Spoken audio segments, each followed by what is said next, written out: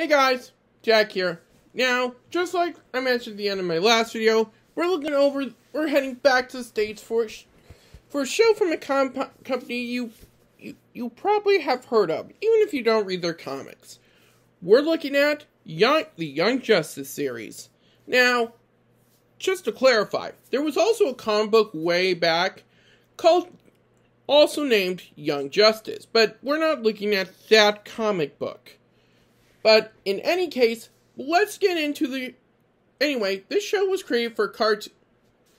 But in any case, hang on, I should probably bring up the wiki, because as you guys know, I do love me a good wiki.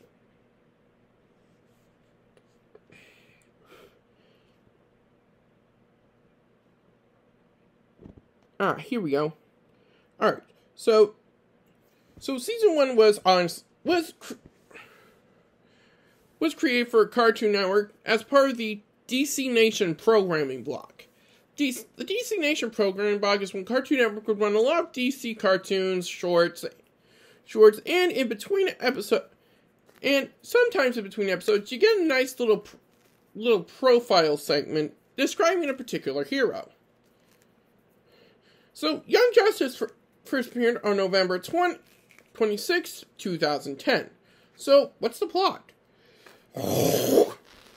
Well, it involved the proteges of the Justice League, being Robin, the Tim Drake, the Dick Grayson version, Aqualad, and Kid Flash, who decided to form their own team. The Justice League were first against this, but decided to support their efforts.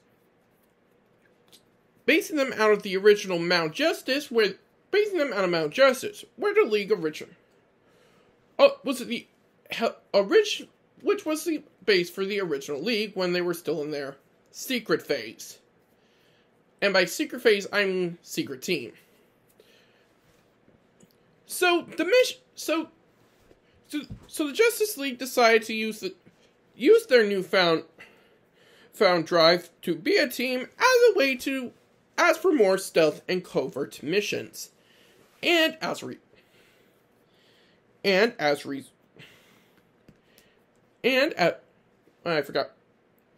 they are joined by Superboy, who is a clone of Superman. We'll get into his and Superman relationships later. And Miss Martian, who is the Martian Manhunter's niece. Now, they say stealth, but every time the team reveals themselves, the team is later joined by Artemis, who, like Harley Quinn and Mercy Graves for the Batman animated series and the Superman animated series, was created specifically for this show. We'll get into her backstory when we go over the penultimate episode of Season 1.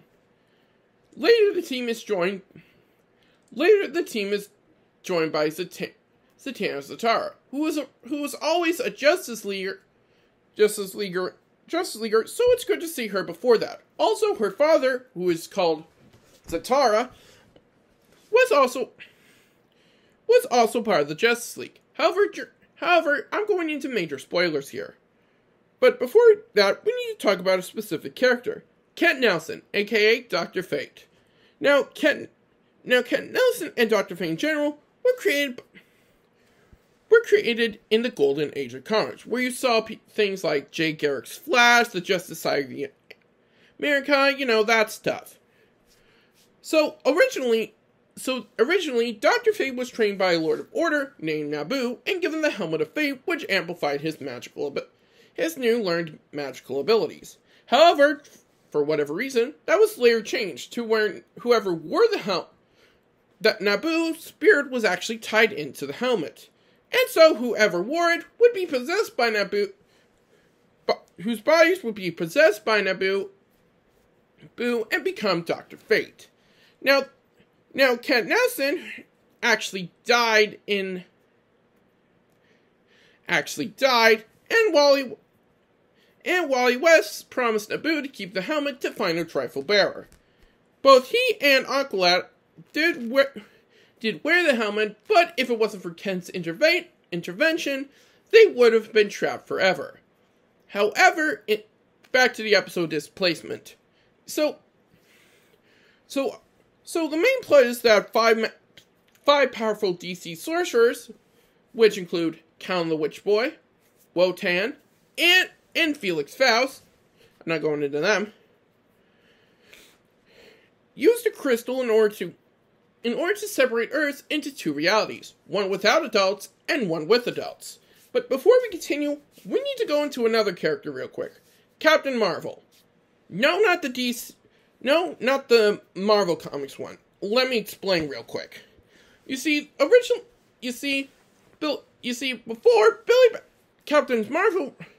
Captain Marvel actually came first and was part of another company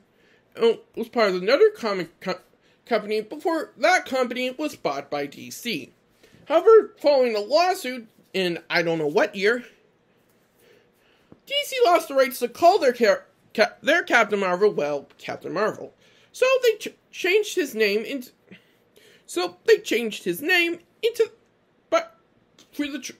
in the same transformation call into the same words he says to transform. You see, Captain Marvel is actually a kid named Billy Batson, and he was picked by the wizard Shazam because of his pure heart. And Shazam's name is actually an alliteration for Greek gods. So Shazam can access the certain aspects of those gods, like the speed of Mercury, the power of Zeus, wisdom of Solomon, that sort of stuff. Now, by shouting the wizard's name, Shazam, Billy can transform into an adult body who is, again, named Captain Marvel. And because of this, Billy could actually bypass the spell and travel between both worlds, which was crucial in the team and the Justice League, that being Batman and Zatara, in order to find where the main source of the spell was located, and they all went to fight each wizard in both dimensions. However, Zatanna put on the helmet of fate, becoming possessed by Naboo. However, there was also another problem, because when the worlds were divided, Naboo's power was split in half, meaning the helmet was also separated. This is seen after Count the Witch Boy, main villain of the show, A, explains it, and B, when we see Fate and Zatanna, phase out, and Zatanna regain control of her body, only for Fate to fade back in and resume control. However, luckily, the team and the League are able to get both crystals in both dimensions back. And with Zatara and Dr. Fate casting a spell, I should mention, Zatara and Zatanna are magi, which are humans that have the ability to naturally wield magic. And the way they use their magic is that they say their words backwards. Say, create chains of light. Say it backwards, boom, chains of light. It doesn't have to be a specific spell, but, whatever. But in any case, after they do that and the dimensions are reunited, Naboo refuses to let Zatanna go. And he does make some compelling arguments. She does have a natural affinity for the mystic arts, and plus the world does kind of need Dr. Fate with Callan still out. With Clarion out there. The others, Wally tries to say they would never let him, but Dr. Fate said that he did object, but then he released Ken Nelson's spirit to the afterlife. Yeah, like I mentioned before, Ken Nelson died, and because he wore the helmet for so many years, when Wally put it on, his soul was transferred into the helmet with him. And he originally was planning on going to the afterlife to see his wife, Insa. However, he promised to stay in the helmet and keep Naboo company. And similar to that episode, the thing is, he said, the thing about eternity, it's eternal. And so he could wait a few millennia or until Fate found a suitable host. However, even when Ken tried to object, Naboo released his spirit. So Zatanna offered his body, again making good arguments. His magic skills are already at his peak, and his body is better able, aside from his teenage, is that of an adult. It is much better to suit the strains of wearing the helmet. The helmet, I don't know what the strains are, but than his teenage daughter. Naboo Naboo says that this is all true, but he needs some guarantee that Zatara will put the helmet on. Zatara says a spell backwards, which I assume it's a promise spell that doesn't allow him to break a deal, and Fate agrees, releasing Zatanna and Zatara becoming the new Dr. Fate. But before that, he entrusts Batman and the team to look after his daughter for him. Next, we'll get into the episode match, where a lot of bombs are released. And the League is planning another expansion. Oh, sorry guys. But in any case, Superboy goes back to Project Cadmus and finds another super clone named Match. But he is incredibly unstable. You see, Match was the first super clone. But we also learned this one that Superboy's DNA is half Kryptonian, half human. So he doesn't have the full Kryptonian abilities, but Match does. However, this was a mistake, and Match went crazy. So Superboy, with some help from Lex Luthor, I shouldn't have to explain who he is, was given shield. By placing a shield on his arm, the shield would temporarily suppress Superboy's human DNA, giving him the full Kryptonian abilities. While he was still able to keep his sanity intact, because of the suppressed human DNA, Superboy got angry. Well, he's had anger problems throughout the first season, but he got angrier. And in the penultimate episode, what was the penultimate episode called? Hang on. Oh. Usual Suspects, a lot of truth bombs are dropped. Like, dropped. So, let's go over those truth bombs real quick. Superboy reveals that he's been using shields to have full Kryptonian DNA. And that the human DNA actually came from Lex Luthor himself. We learned that Artemis is actually the daughter of super criminals. Her mother was a criminal called Huntress. Her father is called Sportsmaster, and her older sister is called Cheshire. Yes, like the Cheshire Cat. But during a heist gone wrong, Artemis's mother got arrested and was paralyzed. After getting out of prison, she wanted to raise Artemis on the right path. And she and her husband got a divorce, obviously. However, Artemis was very afraid that her heritage would make the team reject her. However, Robin said he already knew, and that she's not her family. And if her mother could change, she didn't have to follow the same path as her father and sister. Next, we get to Miss Martian, who's actually been blackmailed by Queen Bee. Queen Bee is another DC character who I can't confirm, but I think she was created for this series. I don't know. Who is a metahuman. Keep that term in mind. It'll pop up again in season 3. Who has the ability to enthrall most men and some women, so the woman needs to have to be bi or gay. Yes, seriously. And what's the secret Miss Martian was hiding? She is a white Martian. Yeah. And similar to our own racism problems today, white Martians are very discriminated against on Mars. However, and she couldn't take the chance of others finding out because of, beer stuff. Honestly, I can't blame her. When you're discriminated against for most of your life, you're probably want to hide your own dang identity too. But everyone is accepting of her. And then the rest of the scene is a trap and then one glorious fight scene. However, we do have one more truth bomb to reveal. That is Roy, who was originally Green Arrow's protege, Speedy, going by Red Arrow, has betrayed the League to Vandal Savage. again, we need to go into some comic spoilers here. Vandal Savage is, well, the world's first metahuman. Now, I will be going over his Justice League Unlimited / Justice League origin for this one, but it's a bit different in Young Justice. So, in any case, Vandal Savage was originally just a normal human at the dawn of the cavemen, or Neanderthals, or whatever. However, a meteor later crashed into the Earth. While his fellow cavemen, or Neanderthals, scattered away, he approached the meteorite. It was cold one night, and being a caveman, he slept near it for warmth. However, the radiation that came off from the meteor greatly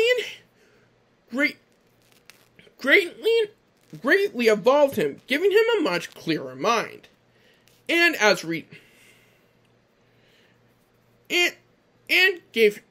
made him immortal. And such, he's lived through multiple identities for multiple years. One of them being, get ready for this, Blackbeard the Pirate. You're not kidding you. That was a bad pun. However, in the final episode, Elude Acquaintance, the team had to free the entire Justice League. You see, Vandal took control of the League using Starotech, which was a combination of an alien starfish named Starro, who had the ability to control people. By combining that with technology and magic, he created Starotech, which allowed him to control whoever was infected with it. However, Red Tornado, when he tried to turn the team, was able to create a subroutine. And was able to create, well, a subroutine that would automatically shut him down. The others, in order to get answers, transformed him into an android body he was creating, and then they were attacked by Black Canary. I also forgot to mention 2 pet/team members. First is Fear, which is Ted from New Genesis, which I will go over in Season 3. Which I will get into more details in Season 3. But Fear has the ability to transform into an alien flying motorcycle, which is appropriately dubbed the Super Cycle. Next is Wolf, who is a giant bio-enhanced white wolf that grows attached to Connor and joins the team on field missions. But anyway, back to Elude Acquaintance. So the team with new member Rocket, because her mentor Icon was actually introduced into the League in the last episode. So before this, she is the shortest new team member, to be part of the team before joining the Justice League, on screen anyway. Work with some, learn that Starotech infects the body, and the others are able to recover the clone Roy. And later, with some scientist friends they made throughout the first season, they're able to create Curotech, which cures any of those who have been infected, and those who are touched with Curotech are given a vaccine. However, unlike Starotech, the effects are not immediate, causing those infected to, faint. But Aqualad says it is a miracle that their scientist friends were able to create a cure and vaccine at all. So what's up with Vandal Savage? Well, Vandal Savage has this weird idea that tragedy is natural, which sometimes I agree, but dude, come on. And that the Justice League is preventing humanity from its own evolution to take its place at the center of the universe. Yes, seriously. So he created the Light with a bunch of other super villains in order to destroy the League. But their plans are stopped by the team bringing the League and their mentors. Roy decides that he decides to quit the League in order to focus on finding the real Roy Harper, which Green Arrow and Black Canary help. However, there's one more mystery left to end the season. While all the Leaguers were under the control of Vandal Savage and his group, The Light, for 24 hours, there are 16 leaguers that can't be accounted for. 6 leaguers. That being Batman, Superman, Wonder Woman, John Stewart's Green Lantern, Martian Manhunter, and Hawkgirl. And they were off Earth. For 16 hours. So it's left for the team, the league, and the audience what the fans will do. Which we'll find out next time when we go over the second season. Now, before I close, I just remembered I have to do something. So I will leave the relationship stuff with Superman and Superboy in the next video. Until then.